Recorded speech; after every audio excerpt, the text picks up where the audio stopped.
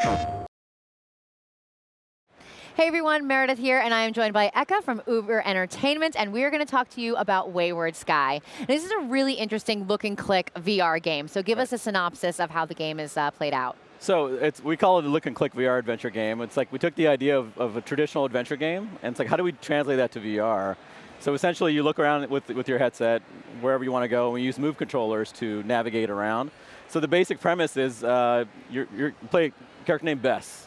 You're flying with your dad, you crash land on this mysterious flying fortress. Your dad gets kidnapped, and then you have to go rescue him. I hate it when that happens.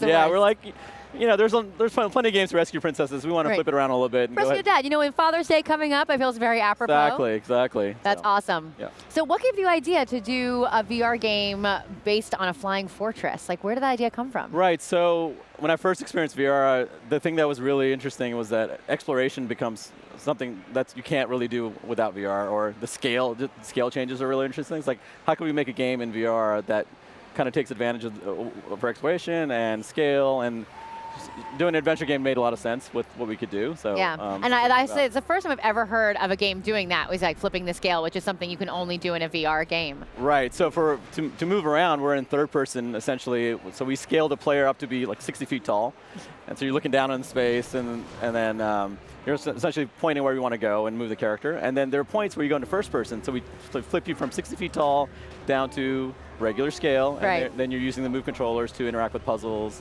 and go through obstacles and things like that. So. That's awesome. Yeah. Now, her environment affects a lot of how she's getting through this world and doing the different puzzles. Talk a little bit about that. So yeah, so after you crash land, you're pretty much by yourself. So we want you to take in the world and explore around. There are things like robots that will get in your way. Right, we're seeing a little bit of robot action right here. And there's some friendly robots, as you see on the screen here, and some not so friendly robots. So you kind of get to know what's going on in the world. It's kind of a mystery. So we want the player to experience the same way the main character is experiencing it.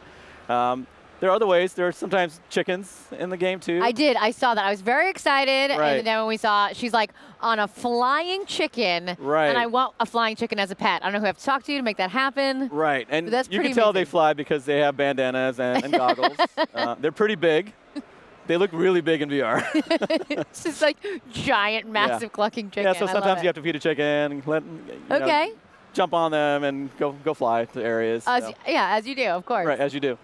So one of the other things we're showing off at E3 is a hacking tool. So as you see here, some of the robots will give you different mechanics. So once you have that, you can go and there's repair bots in the world.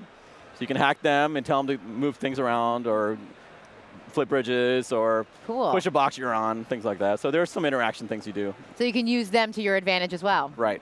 Right. That's awesome. Are there any, baddies to beat or evil villains? Right. Well, your dad got kidnapped by a giant red robot. So you're like, well, what is that about? Yeah. So on the way to get to that final end boss. Yes. There's a bunch of levels and a bunch of different mechanics, like the hacking tool that we introduced and flying chickens and other friendly robots you meet along the way.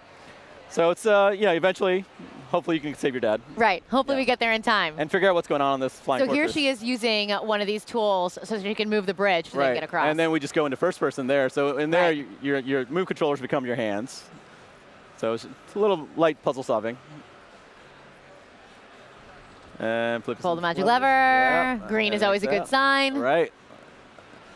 And then we do this diorama effect where, for third-person areas, it feels like you're looking at a miniature set. There she's hacking a robot on a pressure plate, and you can walk through. It's a pretty chill game. We'll let you play it at your own pace. We felt like as a new VR experience, we wanted you to have a really Well, and that's what I love about it is, so much of VR is like, oh, okay, you're in the person, you're in the helmet, and that's all you're trapped in doing. Right. And this utilizes that aspect, but also kind of gives you a little more freedom to step back for a minute and play the game from a different perspective with it still being VR and still being really immersive. Right. We want the player to go as fast or slow as they want to kind of explore. And there might be hidden things in the world that you have to look around and find. One of the weirdest things, it's hard to describe because we're looking on a 2D screen, but riding elevators in VR is really compelling. Can't tell you why, but trust me, you got to try it. Well, it's strange too, like I don't get vertigo or anything when I play the VR games. It's Sure. not like that kind of sensation, but there is a sense of movement. Right. That's right. really strong when you're playing these VR games, and you Yes. can just tell by this is going to be one of those games. You're a little like tipsy-turvy at sometimes. Yeah, I mean, really it's, you know, the player can do whatever they want there with their head, so look around. Exactly. Yeah. You got to be aware of that when you're going right, around. Right. And it's, you know, it's mostly exploration adventure game. There are light puzzles. Can Bess die in this game? Does she fall off and end her life? Is there a certain set number of lives? There's no death or Right. penalty. I mean, for me, death is like a time penalty. So in this case, we're just like, well, let's just get rid of that. Can we design a game around not having death? Yeah. And so I think we'll see when you get to play it. All right. I like that. I love that idea. That's great. I love the art look of it. How did you guys come up with the concept of the look and how it was all going to be designed? It's not really cartoonish in a way, Right. but it does have kind of a graphic quality. So because you could play with this scale, when you do a miniature set, the first time we sort of put you in the miniature world, it felt like a miniature set. So we're like, let's play that up. Yeah. You know, so let's make the characters feel like sculpted and a little miniature set. So that's the sort of art style came to be. And I like color. Yes, it's beautiful. We want to do a lot of color. And it's got a lot of depth of field. Sure. Yeah. I mean, it's just trying to get the scale across. You want to do like a lot of fog and just different scale things like that. So That's awesome. Well, she's using major lasers over here to take a plane down. well, that's someone else is using the laser to take another plane down. Oh my gosh.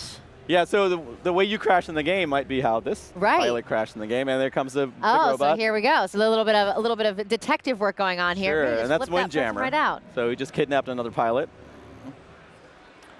That's crazy. All right. Well, when do you think we're going to have a release date for this? We want to be ready for launch. So around the launch Wonderful. window, we'll see. All right. Yeah. Well, around launch window. So hopefully by the end of this year, we'll have a little Wayward Sky. Eka, thank you so much for joining us. Thank you for having me. I really appreciate it. PlayStation